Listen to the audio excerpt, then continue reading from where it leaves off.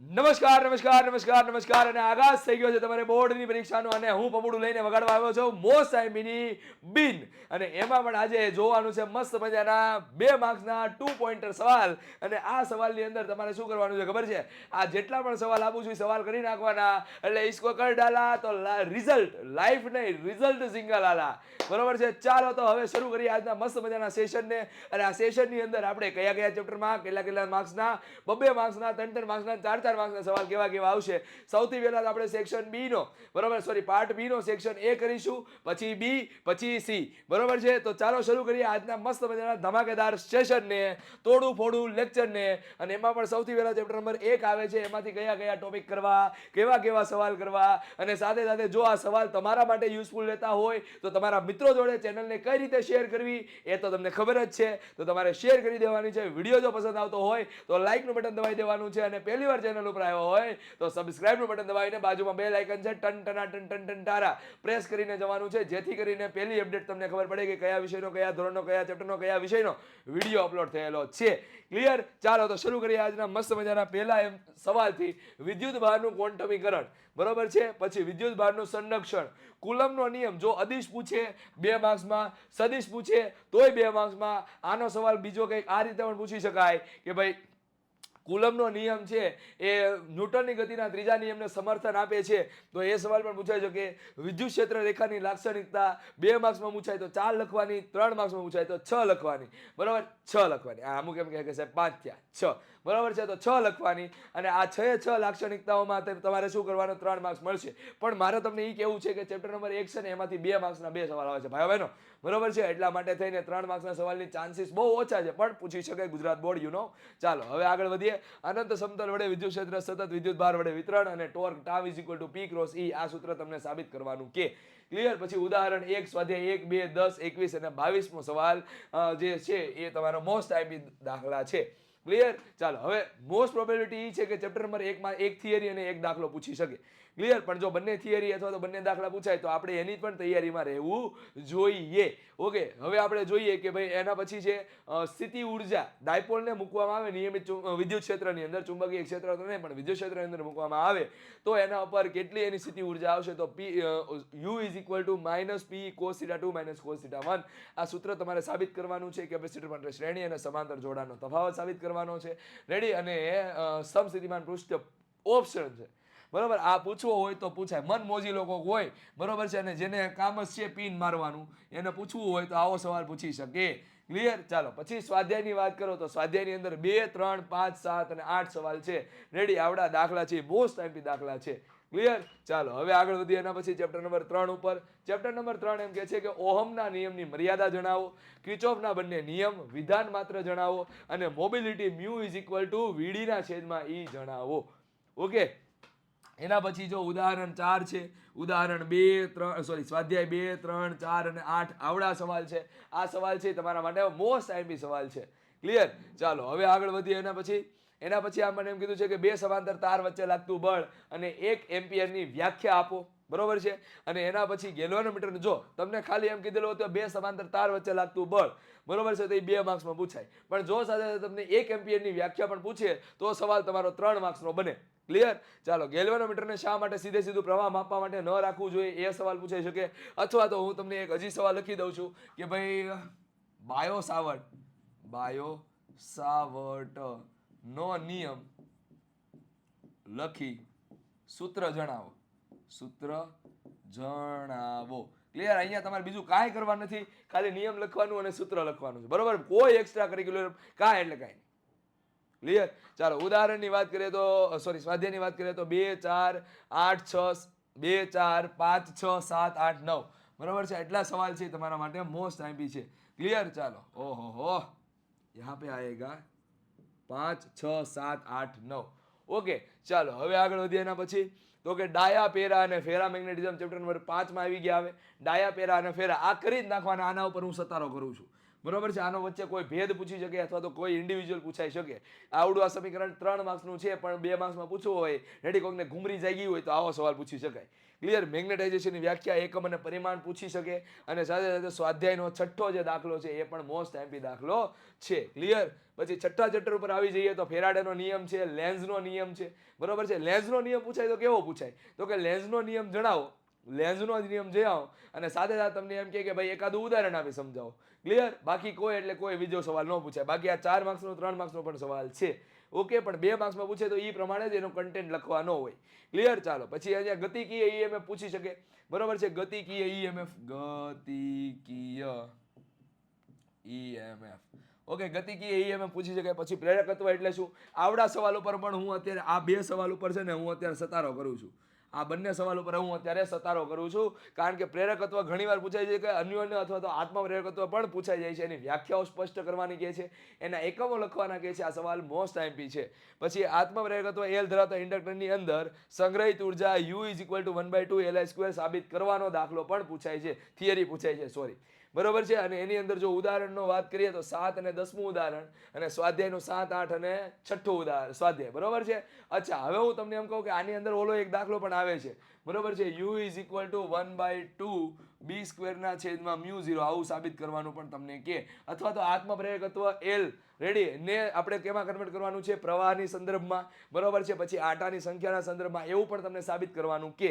Clear. તો તમારે એ સૂત્ર સાબિત કરવાનું. અહીંયા ઇક્વેશનમાં આપેલું છે Li². બરોબર છે. I ની બદલે B મૂકી દેવાના. બરોબર. કઈ રીતે મળે? તો કે સોલેનોઇડની અંદર ચુંબકીય ક્ષેત્ર આવે B = μ0 I n. બરોબર છે. અહીંયા I ને કરતા બનાવો એટલે B ના છેદમાં શું આવશે? તો કે μ0 n. ક્લિયર. અહીંયા L ની વેલ્યુ મૂકી દેવાની. L ની વેલ્યુ મૂકી દીધી એટલે તમને છેલ્લે ઇક્વેશન મળશે કેપિટલ U = 1/2 B² μ0 AL. બરોબર. આ AL બરાબરની ઓલી બાજુ ગયા એટલે એકમ કદ દીઠ તમને શું મળી જવાની છે? ઉર્જા મળી જવાની છે. એના પછી અનુનાદ માટેની ઓમેગા = 1/√LC સાબિત કરવાનું કે. પછી તમને LCR પરિપાત માટે પાવર ફેક્ટરના વિશિષ્ટ કિસ્સાઓ, માત્ર વિશિષ્ટ કિસ્સાઓ, બરોબર છે, એવું જણાવવાનું કે. ઉદાહરણ 2 સ્વાધ્યાય 3, 4, 5, 2, 1. ભાઈ બહેનો, જો આ જે ઉદાહરણ છે ને આ ઉદાહરણ તમારા માટે મહત્વના છે. બરોબર છે. અને જો વિડીયો પસંદ આવતો હોય તો તમારા મિત્રો જોડે અવશ્યપણે આ ચેનલને શેર કરજો, આ વિડીયોને શેર કરજો, કારણ કે એ લોકો પણ આ વિડીયોને જોઈ શકે, આઈએમપી લઈ શકે અને એ પ્રમાણે તૈયારી કરી શકે. ઘણીવાર એવું હોય છે કે ઘણા વિદ્યાર્થીઓને બધું આવડતું હોય છતાં છે કોઈક પહેલું સ્ટેપ ભૂલી જાય ને એટલે આખી થિયરી ભૂલી જાય. બરોબર. થિયરી આખી આવડતી હોય પણ પહેલું સ્ટેપ એમાં અટવાઈ જતા હોય છે. તો એના માટે પણ તમારે સતત મહેનત કરતી રહેવાની છે. ક્લિયર છે.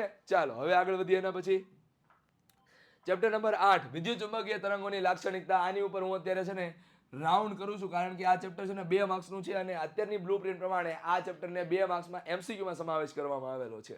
બરોબર. પણ છતાં જો તમને કોઈક મૂળ પરિવર્તન થયું હોય, બરોબર, અને આમ કહેવાય કે ઘૂમરી ખાઈ ગયું મગજ, તો એની અંદર તમને આ ચેપ્ટરમાંથી સવાલ પૂછે છે કે મેક્સવેલના સમીકરણો, વિદ્યુત ચુંબકીય તરંગની લાક્ષણિકતા અને કોઈ પણ એક વર્ણપટ. બરોબર છે. કયા કયા વર્ણપટ છે આપણી પાસે? ઓલું રેડિયો, બરોબર છે, પછી માઇક્રો, પછી પાર રક્ત, દ્રશ્ય, પાર જાંબલી, એક્સરે, ગામા, આ બધા તમને વર્ણપટમાંથી કોઈ એક વર્ણપટ પૂછી શકે. અને આ સિવાય ઉદાહરણ 7 મોસ્ટ આઈએમપી છે. તે મોસ્ટ આઈએમપી છે. ઓકે. ચાલો હવે આપણે 9મા ચેપ્ટરની વાત કરીએ તો 9મા ચેપ્ટરની અંદર F અને R વચ્ચેનો સંબંધ સાબિત કરવાનું અવશ્ય પૂછાય છે. ક્લિયર. પછી I + E = A + δ સાબિત કરો. હવે આ 2 રીતે પૂછાય. 2 માર્ક્સમાં પૂછાય અને 4 માર્ક્સમાં પૂછાય. 2 માર્ક્સમાં પૂછાય તો ખાલી એટલું જ સાબિત કરવાનું. 4 માર્ક્સમાં લઘુત્તમ વિચલન માટેની કન્ડિશન જણાવો. અને બીજો એક સવાલ એવો પણ આવે છે કે વિચલન તો જણાવી દીધું પણ એના પરથી વક્રીભવનાંક શોધવાનું સૂત્ર પણ સાબિત કરો. ક્લિયર. ચાલો લેન્સનો પાવર વ્યાખ્યાયિત કરો અને તેનું સૂત્ર મેળવો. બરોબર. ઓપ્ટિકલ ફાઇબર કયા સિદ્ધાંત પર કાર્ય કરે છે તે જણાવી તેના ઉપયોગો જણાવો. સંપર્કમાં રહેલા 2 પાતળા લેન્સોનું સંયોજન અથવા તો સમીકરણ મેળવો. ઉદાહરણ 9.5, 3, 7, 5 અને 13 આટલા સ્વાધ્યાયના દાખલા મોસ્ટ આઈએમપી છે આ ચેપ્ટરની અંદર. ક્લિયર. ચાલો હવે આગળ વધીએ. 10મું ચેપ્ટર. 10મા ચેપ્ટરની અંદર હાઇગેન્સનો સિદ્ધાંત છે. બરાબર છે. હાઇગેન્સનો સિદ્ધાંત લગી તરંગ અગ્રનું પરાવર્તન. જો વક્રીભવન પૂછવું હોય તો એ 3 માર્ક્સનો સવાલ થઈ ગયો. પરાવર્તન પૂછવું હોય તો 2 માર્ક્સનો સવાલ. ક્લિયર. તરંગ અગ્ર એટલે શું? જુદા જુદા ઉદ્ગમોમાંથી ઉદ્ભવતા તરંગ અગ્રોની આકૃતિ મેળવો. બરોબર છે. સંપાતપણાનો સિદ્ધાંતનો ઉપયોગ કરીને વ્યતિકરણ સમજાવો. પછી માલસનો નિયમ ઉપયોગ સમજાવો અને ધ્રુવીભવન સમજાવો. ક્લિયર. કેટલા માર્ક્સનું ચેપ્ટર છે? ટોટલ 5 માર્ક્સનું ચેપ્ટર છે. 2 માર્ક્સનો એક સવાલ, 3 માર્ક્સનો એક સવાલ. બરોબર છે. અને ઉદાહરણ છે ને એ મેજોરિટી આની અંદર ઉદાહરણ આવતા નથી, પૂછતા નથી. પણ છતાં મેં કીધું એમ કે ભાઈ 4 માર્ક્સનો સવાલ હોય એની અંદરથી પણ 2 માર્ક્સનો કોઈ સવાલ કાઢીને મૂકી દે તો એમાં પૂછાય નહીં. ક્લિયર? એમાં કાંઈ આપણે કરી શકવાના નથી. ક્લિયર? ચાલો હવે આગળ વધીએ. ચેપ્ટર 11 ધાતુ માટે ઇલેક્ટ્રોનનું ઉત્સર્જન સમજાવો અને ઇલેક્ટ્રોન માટેની રીત જણાવો. બરોબર છે. ઇલેક્ટ્રોન ઉત્સર્જન માટેની રીત. ઇલેક્ટ્રોન છે એ ધાતુમાંથી કઈ રીતે બહાર નીકળે છે એની વાત કરવાની છે અને એની 4 રીતો હતી. બરોબર? તાપીય, ક્ષેત્રીય, પછી ફોટો ઇલેક્ટ્રિક અસર હતી. બરોબર? આ રીતો હતી બધી. ચાલો પછી વર્ક ફંક્શન એટલે શું તેનો એકમ લખી 1 ઇલેક્ટ્રોન વોલ્ટની વ્યાખ્યા આપો. અહીંયા તો ઓલરેડી જવાબ આપી દીધું છે. વર્ક ફંક્શનનો એકમ 1 ઇલેક્ટ્રોન વોલ્ટ આવે ને 1 ઇલેક્ટ્રોન વોલ્ટની વ્યાખ્યા તમારે લખીને દેવાની છે. થ્રેશોલ્ડ આવૃત્તિની વ્યાખ્યા આપી તેને શેના પર આધાર રાખે છે તે સમજાવો. ડી બ્રોગલી તરંગ લંબાઈ અધિતર્ક લખી ડી બ્રોગલી તરંગ લંબાઈ શોધવાનું સૂત્ર મેળવો. વિદ્યુત ચુંબકીય તરંગના ફોટોન સ્વરૂપને સંક્ષેપમાં દર્શાવવાની કોઈ પણ 4 રીત લખો. બરોબર છે. અને ફોટોને મતલબ 4 લાક્ષણિકતા છે ટૂંકમાં. બરોબર છે. 4 લાક્ષણિકતા. ક્લિયર? ચાલો એના પછી એમ કહે છે કે ફોટોની લાક્ષણિકતા જણાવો 2 અથવા 3 માર્ક્સમાં. ક્લિયર? પછી ઉદાહરણ 1 6 4 સ્વાધ્યાય 1 6 7 8 9. ઓકે ચાલો. ઓકે ચलिए આગળ बढ़ते हैं. એના પછી 12મો સવાલ. 12મો ચેપ્ટર આપણને શું કહે છે? બોહરવાદની સ્વીકૃતિ, બોહરવાદની મર્યાદા. બરોબર? આ બંને સવાલ 2 માર્ક્સના છે. રુથરફોર્ડ મોડલની ખામીઓ, પછી આલ્ફા ગણનો ગતિપથ જણાવીને સંઘાત પ્રચલને મેળવો અથવા તો સમજાવો. ક્લિયર? અને સ્વાધ્યાય 5મો સવાલ છે મોસ્ટ આઈમ્પી છે. ક્લિયર? ચાલો હવે એના પછી 13મું ચેપ્ટર જોઈએ. ક્લોરીનના સમસ્થાનિકોને લીધે ક્લોરીનનું દળ 35.4 અથવા તો 47 U છે. સમજાવો. બરોબર છે. આઇસોટોન, આઇસોમર અને આઇસોબાર વચ્ચેનો ભેદ સમજાવો. બરોબર છે. ન્યુક્લિયર બળની લાક્ષણિકતા કોઈ પણ 2 અથવા તો 3 લાક્ષણિકતા પૂછાય. સંતૃપ્તતાનો ગુણધર્મ કહેવાય. પ્રોટોન પ્રોટોન વચ્ચે, પ્રોટોન ન્યુટ્રોન વચ્ચે, ન્યુટ્રોન ન્યુટ્રોન વચ્ચે બળ લાગે છે એ પણ ન્યુક્લિયસ બળની લાક્ષણિકતા છે. ક્લિયર? ચાલો પછી ન્યુક્લિયર સંલયન અને વિખંડનને લીધે ઉર્જા છૂટી પડે છે એ સમજાવો. બરોબર છે કે ભાઈ આપણને એ ખબર છે કે ભાઈ 240 દળ ધરાવતા કણને જો 2 ભાગમાં તોડવામાં આવે 120 120 તો 120 ની ઉર્જા છે એ વધારે છે. બરોબર છે. અને 240 ની જે બંધન ઉર્જા છે એ ઓછી છે એટલા માટે ઉર્જા શું થાય? રિલીઝ થાય. ક્લિયર? ચાલો પછી ન્યુક્લિયસની દળ ક્ષતિ સમજાવો. E બરાબર mc². બરોબર છે. દળ ક્ષતિ શું છે તો કે એક્ચ્યુઅલ જે માસ છે. બરોબર છે. એક્ચ્યુઅલ માસ એ કેવું આવે છે તો કે નાનું મોટું આવે છે. કોના કરતા? સૈદ્ધાંતિક માસ કરતા. ક્લિયર? પછી એમાં જો ઉદાહરણ 1 2 અને સ્વાધ્યાય 1 4 મોસ્ટ આઈમ્પી દાખલા છે 2 માર્ક્સ માટે. એના પછી છેલ્લું આપણું 14મું ચેપ્ટર છે p અથવા n પ્રકારના અર્ધવાહકો સમજાવો. p અને n પ્રકારના અર્ધવાહક વચ્ચે તફાવત જણાવો. રેક્ટિફાયર એટલે શું જણાવો. અર્ધ અને પૂર્ણ તરંગ રેક્ટિફાયર વચ્ચેનો તફાવત જણાવો. આ સિવાય તમને એમ પૂછી શકે કે રેક્ટિફિકેશન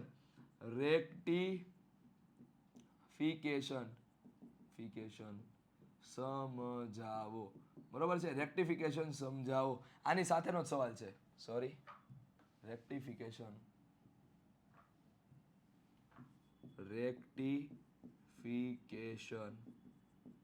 સમજાવો. ક્લિયર? તો આ ચેપ્ટર નંબર 14 માંથી એટલા સવાલ છે. ઉદાહરણ 14.2 છે એ પણ તમારા માટે આઈએમપી છે. ઓકે. અને અહીંયા આપણા તમામ ચેપ્ટર નંબર 1 થી લઈને 14 ના 2 માર્ક્સના સવાલ કમ્પ્લીટ થાય છે. તો આઈ હોપ કે તમને આ વિડીયોની અંદર મજા આવી છે. બરોબર છે. તમને જે આઈએમપી જોતા હતા એ આઈએમપી તમને મળી ગયા છે. બરોબર છે. અને સાથે સાથે આવા નવા આઈએમપી મેળવવા માટે આપણી ચેનલ સ્ટડી માસ્ટર સાથે જોડાઈ રહેજો. કારણ કે ન માત્ર ફિઝિક્સ, અહીંયા તમને બાયોલોજી અને કેમિસ્ટ્રીના પણ મોસ્ટ આઈએમપી સવાલ તમને મળી રહેવાના છે. ઓકે ચાલો તો મળીએ છીએ આપણે next time. Till then thank you. ધ્યાન રાખજો તમારું, તમારો ફેમિલીનું. Bye bye.